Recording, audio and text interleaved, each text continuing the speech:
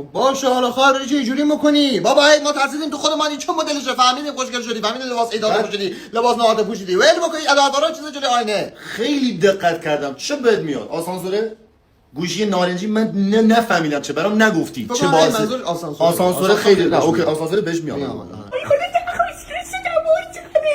خواهر من ببین چه کلیپی گرفتی که این آمده رو تو ریاکت میزنه. کسی که صاحب تمام ریاکت های دنیاست آمده رو شما رو ببین چه کردی. خواستی بازی برگردانی خودت ریاکت بزنی که ما کاری به کارت نداشته باشیم، ولی زی خیال عامل. چه؟ زی خیال عامل. آنه تکرار غریبانی شب‌های آفرین. نه نیست از این خبران. اصلا از این خبران نیست عزیز من. ببین یا راهی خواهی ساخت یا ساهی خواهی راه. وگرنه شلوار پات در بیار. تمامش بکن. تو همون باید تو کلیپا دنبال مردانگیت بگردی. خیرت میاد یخته. نداریم این چیزا.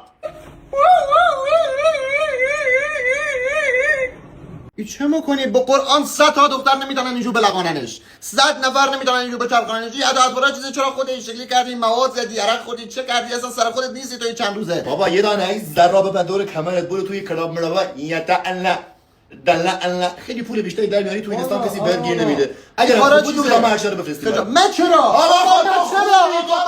این قلب بزرگی داری میتونی پول در بیاری. آقا من ول کن، من نمیخوام درآمد. آقا من با چه زندگی میخوام بکنم؟ بشینم. نمیخوام آقا باید پول در بیاریم. خدا این بابا. نعمتی بده. آقا خودت برو یه کاری بشین.